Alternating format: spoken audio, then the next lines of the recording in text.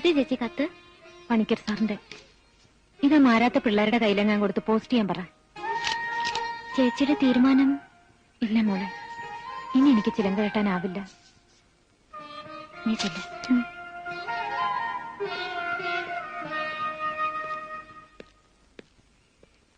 ലീല എവിടെ? ഉറങ്ങ. വിളിക്കണ്ട, നീ പോയി ചോറെടുത്ത് വെക്ക്.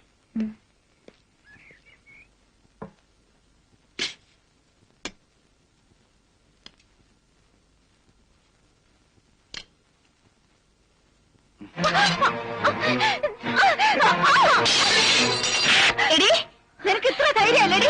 ഇതിലപ്പുറം ധൈര്യം എന്തേലുണ്ട്? പുറത്തെടുക്കാൻ അവസരം ഉണ്ടാകുന്നുണ്ടെന്ന് ഭർത്താവിനോട് പറഞ്ഞേക്കൂ. നീ പ്രസംഗിക്കുന്നു വേണ്ട.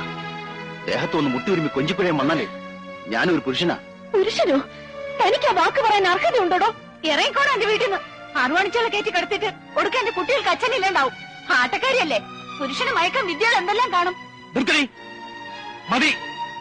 ഇനിയത്തെ കുട്ടികളെ ദുഷ്ടത്തെങ്കിലും പറഞ്ഞാൽ കൊത്തി അറിഞ്ഞില്ല ഞാൻ. ഭാനു, കൈ കൊണ്ടുവന്ന് എന്താ വെച്ചാ എടുത്തോ, എന്നിട്ട് ഇറങ്ങാ.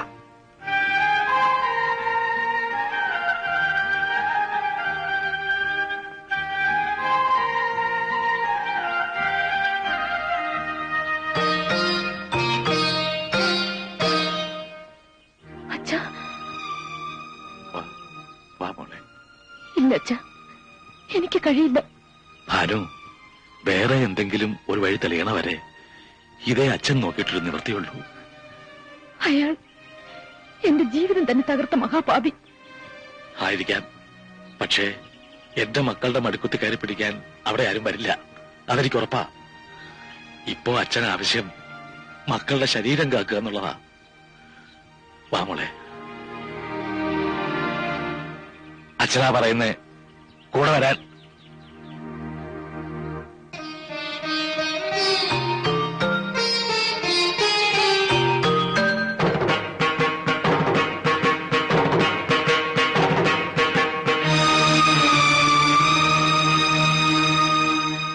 ആഹാ, വരിക വരിക.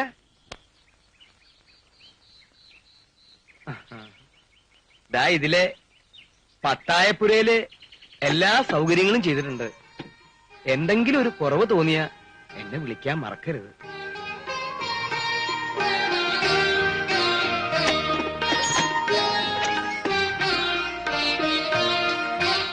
വരേ കുട്ടികളെ, എന്താ ഇപ്പൊ കുടിക്കാൻ എടുക്കേണ്ടത്? ചായയോ സംഭാരോ? ഭക്ഷണം എന്താ വേണ്ട വെച്ചാ പറയണം, ഞങ്ങൾ ഉണ്ടാക്കിക്കോളാം. നല്ല കഥയായി. നിങ്ങൾ അടുക്കളപ്പണി ചെയ്യേ. പിന്നെ ഞാനെന്തിനാ? ഒരു ജോലിയും ചെയ്യിക്കണ്ടെന്നാ മോളിൽ നിന്നുള്ള ഓർഡർ. വെറുതെ എന്നെ വഴക്ക് കേൾപ്പിക്കരുതേ. തറവാട്ട് മഹിമയും പാരമ്പര്യമൊന്നും എനിക്ക് വലിയ കാര്യമല്ല. എന്റെ മകളെ പട്ടിണിക്കിടാതെ നോക്കുന്ന ഒരുത്തനാവണം, അത്രേ ഉള്ളൂ. എന്താ പക്ഷേ ഇപ്പൊ പൊറുതി മംഗലശ്ശേരിയിലാണെന്ന് കേട്ടു. നീലാണ്ടൻ ഇപ്പൊ എന്നെ വെച്ചോണ്ടിരിക്കുന്ന മൂത്തേനാണോ? ഇളയതിനെ ഇറക്കുന്നുണ്ടെങ്കിൽ പറയണം. മുണ്ടക്കൽ ശേഖരന് താല്പര്യമുണ്ട്. ശേഖരന്റെ ഉള്ളത് ഇന്ത്യൻ ഉറുപ്പിക തന്നെയാ.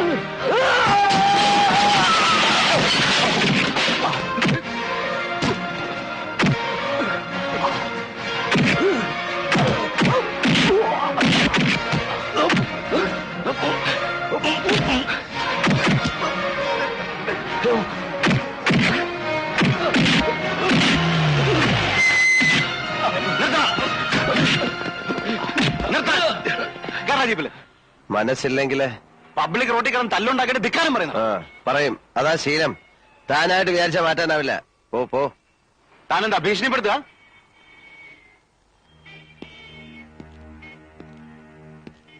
എന്റെ ഭീഷണി എന്ന് പറഞ്ഞ ചില ഊച്ചാളി രാഷ്ട്രീയക്കാരെ കൂട്ട് സ്ഥലം മാറ്റിക്കളയെന്നൊന്നാവില്ല. കൊന്നുകളയും ഞാൻ. മടിക്കില്ല കേട്ടോ. പുതിയ ആളായതുകൊണ്ടാ. ഇവിടെ ചോദിച്ചാ മതി. വാടാ. ശേഖരന്റെ എച്ചിൽ നിൽക്കുന്ന ആരെങ്കിലും ഉണ്ടെങ്കിൽ പോയി പറ. മുമ്പ് എനിക്കൊരു കയ്യബദ്ധം പറ്റിയതാ. ഇനിയും വേഷം കെട്ടെടുത്താ അറിഞ്ഞോണ്ട് ഞാൻ അബദ്ധം ചെയ്യും.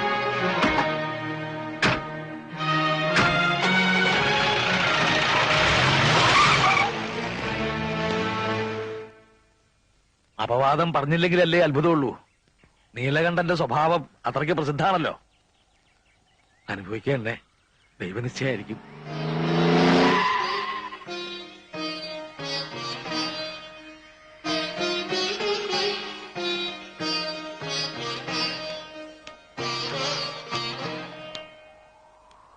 മാഷ് വിഷമിക്കരുത്. ഇനി ഒരുത്തനും ഏഴിലക്കരയിൽ വാ തുറക്കില്ല. 1000 കുടത്തിന്റെ വായടയ്ക്കാം. എന്നാൽ ഒരാളുടെ അടയ്ക്കാത്ത വാ തുന്നി കെട്ടാൻ എനിക്കറിയാം. അത് എനിക്ക് വിട്ടേക്കൂ. മാഷ് അതൊന്നും ഓർത്ത് വെറുതെ മനസ്സൊരുക്കണ്ട. പിന്നെ ഇതിന്റെ പേരില് ഇവിടം വിടാനുള്ള തീരുമാനം വേണ്ട. അപ്പോ അവര് ജയിച്ചു എന്നാവും. ഞാൻ കാരണം നിങ്ങളാരും തോൽക്കുന്നത് എനിക്കിഷ്ടമല്ല.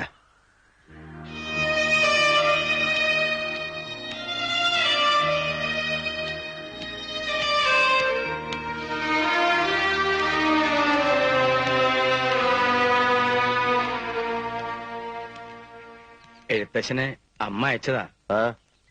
കൂട്ടിക്കൊണ്ട് ചെല്ലാൻ അയച്ചിരിക്കുന്നത്. കാണണമെന്ന് കലശലായ മോഹമുണ്ട്. അതുകൊണ്ടാ. പൊയ്ക്കോളൂ. വരില്ലാന്നറിഞ്ഞ മനോവിഷമം ഉണ്ടാവും. മനോവിഷമം ഉണ്ടാവണ്ട. വരണുണ്ട്. നടന്നോളൂ. ഞാൻ പുറകെ എത്തി. എന്റെ ശിവനെ, ഇതെന്ത് പറ്റി? ഒന്ന് കാണാന്ന് കരുതാൻ. കാണാൻ മാത്രല്ലടോ, കൂട്ടിക്കൊണ്ടുവരാൻ കൂടാ പോണ. എന്താ ഞാൻ ഈ കേക്കണേ? അമ്മ വേണം. അമ്മ ഇവിടെ ഉണ്ടെങ്കിൽ പത്തായപ്പുരയെ താമസിക്കുന്ന പെൺകുട്ടികളെ പൂശാൻ കൊണ്ട് പാർപ്പിച്ചിരിക്കുകയാണെന്ന് ഒരുത്തനും പറയില്ലല്ലോ. പിന്നെ കൂടെ പൊറുക്കാൻ കരളുറപ്പുള്ള ഏതെങ്കിലും ഒരു പെണ്ണി ലോകത്തുണ്ടെങ്കിൽ 4 ആൾ അറിയെ വിളിച്ചുകൊണ്ട് വരണം. ഈ പെണ്ണുപിടിയൻ പട്ടം ഒന്ന് മാറ്റാൻ പറ്റുമോ നോക്കണമല്ലോ. എനിക്കിനി മരിച്ചാ മതി. അരുതാത്തത് പറയാടോ. മംഗലശ്ശേരി മാധവമേനോന്റെ മകൻ യോഗ്യനായി മാറുമ്പോ കൂടെ താനും ഉണ്ടാവണ്ടേ? അപ്പോഴല്ലേ ഒരു സുഖമുള്ളൂ. ആ നിഷേധിനെ പടി കയറ്റരുത്. എനിക്ക് അതേ പറയാനുള്ളൂ. ഏട്ടൻ എന്താ ഒന്നും മിണ്ടാത്തെ? അവളുടെ ഒരു ആഗ്രഹമാണ്. അതിനെതിരെ നിൽക്കാൻ തോന്നില്ല. മോനെ അവളൊന്ന്. മോൻ എങ്ങനെ പറഞ്ഞു ഓപ്പോളിന്റെ വയറ്റിലെ അസുരൻ?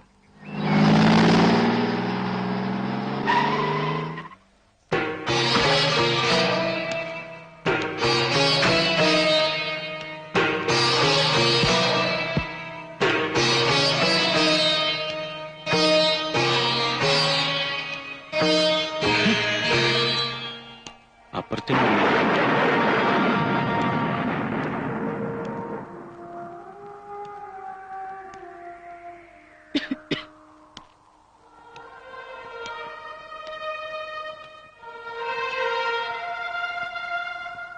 ഇരിക്കെ.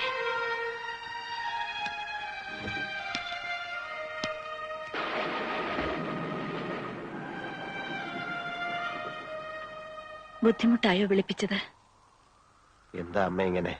അല്ല, ഒരുപാട് തിരക്കുള്ള ആളല്ലേ. സോമനസാലെ നീ വരില്ലെന്നറിയായിരുന്നു. അങ്ങനെ വരുന്നൊരു ദിവസവും കാത്തുകിടന്ന ചിലപ്പോ കണ്ണടയും മുമ്പ് കാണാൻ കഴിഞ്ഞില്ലെന്ന് വരും. അതാ ഞാൻ ആളെ വിട്ടത്. മരുന്നൊക്കെ? മരുന്നിനും മന്ത്രത്തിനും ഒക്കെ അമരത്വം തരാൻ കഴിയൂ. ഇത്തിരി ദിവസം നീട്ടിക്കിട്ടും. ജീവിക്കണമെന്ന് മോഹമില്ലാത്തോണ്ട് ഞാനതൊക്കെ നിർത്തി. ഗുണദോഷിക്കല്ല, അതുകൊണ്ട് കാര്യമില്ലെന്നറിയാം. ഒരപേക്ഷയുണ്ട്, അത് കേൾക്കണം.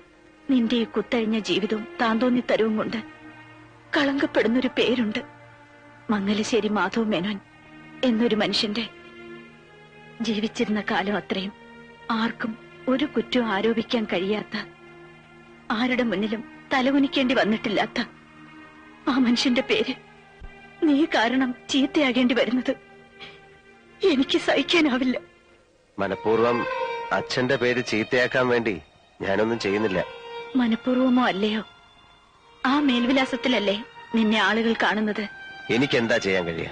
നിനക്ക് കഴിയണം സ്വയം മാറാൻ. അതല്ലെങ്കിൽ നീ സത്യം അറിയണം. അതിനാണ് ഞാൻ നിന്നെ വിളിപ്പിച്ചത്. സത്യം? അതെ, സത്യം. നീ അദ്ദേഹത്തിന്റെ മകനല്ല എന്നുള്ള സത്യം. എന്താണ് അമ്മ പറയുന്നത്? അമ്മ പറയുന്നത് ആരാണോ അതാണ് മക്കൾക്ക് അച്ഛൻ. നിന്റെ അച്ഛനല്ല അദ്ദേഹം. അമ്മേ, ഒച്ച വയ്ക്കണ്ട, ശാന്തനായി കേട്ടോളൂ. വീട്ടുകാരുടെ നിർബന്ധത്തിന് വഴങ്ങി അദ്ദേഹത്തെ വിവാഹം ചെയ്യുമ്പോൾ എന്റെ വയറ്റിൽ നിനക്ക് 2 മാസത്തെ വളർച്ചയുണ്ടായിരുന്നു. എല്ലാം ഞാൻ തുറന്നു പറഞ്ഞു. ആദ്യത്തെ രാത്രിയിൽ പടിയിറക്കുമെന്ന് കരുതി തന്നെയാണ്, അതാഗ്രഹിച്ചു തന്നെയാണ്. പക്ഷേ എല്ലാം ആ നിമിഷം തൊട്ട് മറന്നേക്കാൻ അദ്ദേഹം പറഞ്ഞു. നീ പിറന്നപ്പോൾ അത് സ്വന്തം കുഞ്ഞായിട്ട് അദ്ദേഹം കരുതി. എന്നെയും അങ്ങനെ വിശ്വസിപ്പിക്കാൻ ശ്രമിച്ചു. കൂടെ കഴിഞ്ഞ 26 വർഷവും അദ്ദേഹത്തിന്റെ ശ്രമം അതിനുവേണ്ടി തന്നെയായിരുന്നു. നീലകണ്ഠ, ദാനം കിട്ടിയതിന് പാരമ്പര്യമായി കണ്ട് അനുഭവിക്കരുത്, അതിൽ അഹങ്കരിക്കരുത്. നിന്റെ പാരമ്പര്യം പിഴച്ചുപെട്ടൊരു അമ്മയുടേതാണ് മോനെ. മോനെ നീല, മോനെ മോൻ